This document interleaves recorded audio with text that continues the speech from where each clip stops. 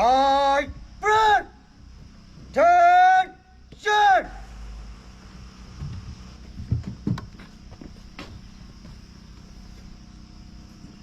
All stand. Ready for your speed, sir. Carry on. Sir, yes, sir.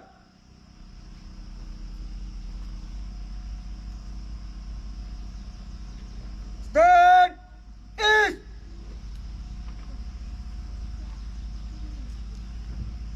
ချင်းမျိုးသားတပ်ဦးဌာနချုပ်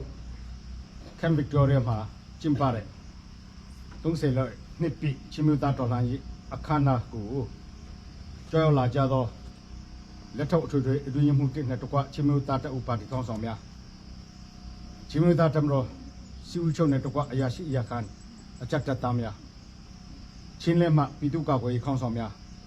မကွေးတိုင်းစကိုင်းတိုင်းမှပြည်သူ့ကာကွယ်ရေးခေါင်းဆောင်များအထူးဖိတ်ကြားချက်အရကြွားရောက်လာကြသောချင်းပြည်နယ်တော်တော်ကိုယ်စားလှယ်များ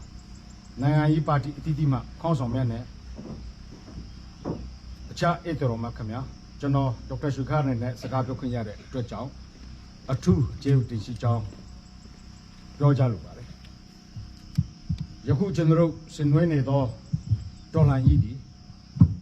မိမိတို့ချင်းမျိုးသားတို့အမျိုးသားရပိုင်ခွင့်ဖြစ်သောကိုယ်ကံကြမ္မာကိုဖန်တီးခွင့်မြို့သားတန်းတူရေးဖက်ဒရယ်နဲ့ဒီမိုကရေစီရရှိတို့ဖြစ်ပါတယ်ဒီမြို့သားရပိုင်ခွင့်များသည်တိကျလွတ်လပ်စွာနေထိုင်ခဲ့ကြသောပြည်ထောင်များအနေဖြင့်ယခုပြည်ထောင်စုမြန်မာနိုင်ငံကိုတည်ဆောက်ရန်အတွက်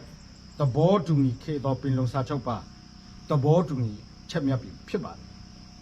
ဒီပင်လုံစာချုပ်အတိုင်းအကောင့်ထဲပေါ်ဆောင်ရန်အတွက်ငြိမ်းချမ်းသောနီလာမျိုးစုံဖြစ်ကြိုးစားခဲ့တော်လဲ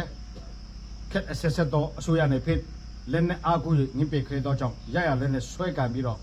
တော်လှန်ရေးဆင်နွှဲရခြင်းဖြစ်ပါတယ်ခက်အဆက်ဆက်သောအစိုးရများသူတစ်ပင်ဗမာလူမျိုးကြီးဝါဒကိုင်ဆွဲသောစစ်အာဏာရှင်များဟာတိုင်းသားလူမျိုးများအခွင့်အရေးများကိုလိလူရှုတဲ့ပြင်ပြည်သူလူထုရဲ့ဆန္ဒကိုဆန့်ကျင်ပြီးတော့မိမိတို့အာဏာတည်မြဲရေးအတွက်အကြမ်းဖက်မှုရက်စက်ကြမ်းကြုတ်မှုအပါအဝင်နီလာမျိုးစုံ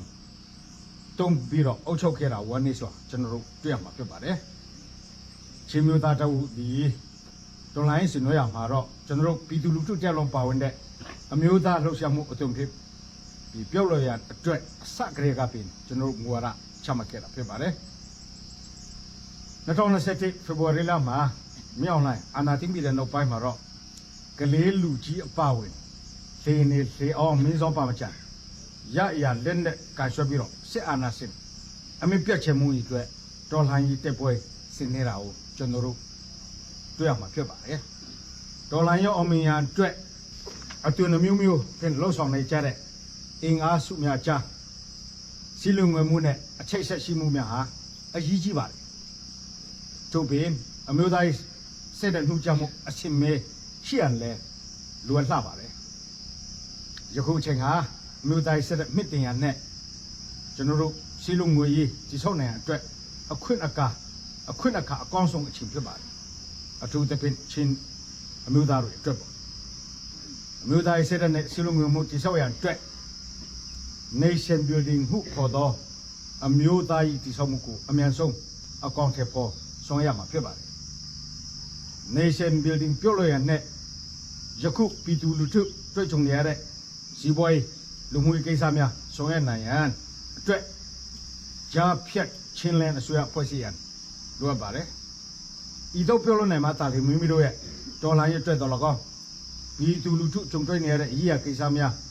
ဖြည့်ရှင်းနိုင်ရန်အတွက်တော်လကောင်းထိရရကျွန်တော်တို့ပြုတ်လို့ပြင်နိုင်မှာဖြစ်ပါတယ်ထို့ကြောင့်ကြားဖြတ်ချင်းလန်းအစိုးရမနှဲ့မြန်ဖွဲ့စည်းတည်ထောင်ရန်သက်ဆိုင်သူများကပြုတ်လို့ရန်ဤနေရာမှာကျွန်တော်လေးနဲ့တိုက်တွန်းလိုပါတယ်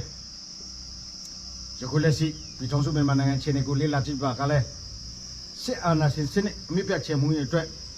ပြည်သူလူထုတက်လုံးပေါင်းတဲ့တမျိုးသားလုံးအောင်ကြောင့်မှုအတုဖြစ်တော်လှန်ရေးဆင်နွှဲနေဒီကိုကျွန်တော်တို့တွေ့ရမှာဖြစ်ပါတယ်မြို့နယ်ပေါင်း330ရှိတဲ့အနက်မှာအနည်းဆုံးမြို့နယ်250မှာပြည်သူ့ကာကွယ်ရေးတပ်များစနစ်တကျခိုင်မာဖွဲ့စည်းနေပြီဖြစ်ပါတယ်မြို့သားငွေယူဆွနဲ့အနေနဲ့လည်းတက်နိုင်ပြီဖက်ကအကူအညီများပေးနေသည်ကိုကျွန်တော်တို့တွေ့ရှိရမှာဖြစ်ပါတယ် မြို့သားမျိုးကြီးအစိုးရကလည်းနိုင်ငံတကာအတိမပြုတ်မှုကပုံမူရရှိလာတယ်ကျွန်တော်ကြားသိတွေ့မြင်ရမှာဖြစ်ပါတယ်ပြည်သူ့ကာကွယ်ရေးတပ်များလည်းနိုင်ငံတော်ဝန်၌ဖွဲ့စည်းအမြင့်တွေလာပြီးတော့လက်နက်ပစ္စည်းကိရိယာများစစ်တေနင်္ဂဗျူဟာများနဲ့စစ်ပွဲအတွက်လိုအပ်သောပညာဆိုင်မှတ်ကိုလည်းဒီထွင်ကြံစလာပြီးပုံမူတိုးတက်အားကောင်းလာတယ်ကျွန်တော်တို့တွေ့ရမှာဖြစ်ပါတယ်အမျိုးသားညွေရေးဆိုရမှာစက်တင်ဘာလ9ရက်နေ့တွင်ဒီလက်နက်ကန်ခုခံတော်လှန်တိုက်ပွဲချိန်ကပြီးဒီနောက်ပိုင်း6လတွင်မှာစစ်ကောင်စီတပ်သားတောင်းကြောင့်တည်ဆုံးပြီဖြစ်ပါတယ်ယခု2020 နှစ်မလအတွင်းမှာပြင်ပဲကျွန်တော်တို့စစ်ကောင်စီတပ်သား2000ကျော်မိမိတို့တော်လှန်ရေးအစုဖက်မှတုတ်တင်ရှင်းလင်းနိုင်တာကိုကျွန်တော်တွေ့ရမှာဖြစ်ပါတယ်မနေ့မလ19ရက်နေ့မှာပဲဒီစစ်ကောင်စီတပ်သားအယောက်100ကျော်ဒါမင်းပြီးအခြေအနေကျွန်တော်အတိအကျမသိရသေးဘူး100ကျော်ကျွန်တော်တို့တုတ်တင်ရှင်းလင်းနိုင်ခဲ့ပါတယ်တချို့သူတွေဒီများဟာဆိုလို့ရှိရင်ပေါ်ဆဆိုတဲ့စစ်ကောင်စီအင်အားကိုအစမတန်ချက်ကားပြီးတော့ခမန်ကြပါတယ်တကယ်ပကတိအခြေအနေမှာတော့လူရတော်လကောင်းဆွမ်းရတော်လကောင်းခမန်တာဒီအတိုင်းမဟုတ်ပါဘူးခြားတစ်ဖက်မှာတော့စစ်ကောင်စီအာဏာသိမ်းမှုအောင်မြင်ရေးဟာသူတို့စစ်ကောင်စီစစ်အာဏာရှင်အတွက်တည်ရည်စင်တမျှဖြစ်လာတော့ကြောင့်ရက်ဆက်ကြမ်းကြုတ်မှုအစွန်းဆုံးထိကျင်းတော့ကတော်လှန်ရေးအစုမြတ်ကိုချိန်မှုနေတာကိုကျွန်တော်တို့တွေ့ရမှာဖြစ်ပါတယ်စစ်ကောင်စီဟာတိုင်းတလက်နက်ကိုင်ဖွဲ့စည်းမြင့်နဲ့အပိကရစေပြုတ်လို့ရန်တွေ့တော်လကောင်းဒီတိုင်းတလက်နက်ကိုင်ဖွဲ့စည်းနဲ့ဒီ NUG PDF မြအကြမ်းမှာပူပေါင်းဆောင်မှုမပြုတ်လို့ရန်ဖိအားပေးကျူပန်ဆောင်ရချက်များပြုတ်လို့ခဲ့တော်လဲအောင်မြင်မှုမရခဲ့ပါဘူးယခုကကျွန်တော်တိုင်းတလက်နက်ကိုင်ဖွဲ့စည်းများသူတပိ CNF KIA KNPP KNU မြနဲ့ PDF မြဟာဘူးတွဲစစ်စီများပြုတ်လို့ပြီးတော့စစ်ကောင်စီတပ်မြတ်ကိုတိုက်ခိုက်နေတော့တွေ့ရှိရမှာဖြစ်ပါတယ်သူပင်အေုံများနဲ့ PDF မြဟာဆိုလို့ရှိရင်ပြည်သူလူထုရဲ့ထောက်ခံမှုကိုအပြည့်အဝရရှိပြီးတော့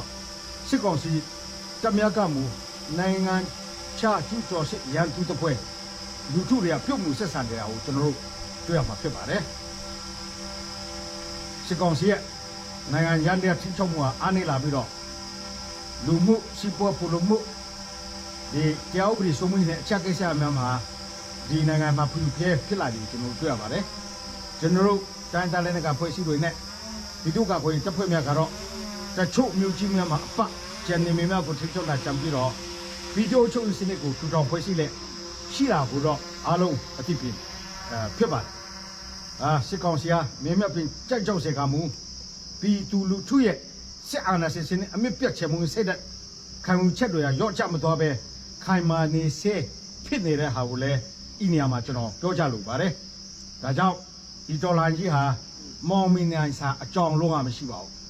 အောင်ကိုအောင်မြင်ရလိမ့်မယ်ဖြစ်ပါတယ်ဒီကုန်းချုပ်အနေနဲ့ပြောလိုတာတော့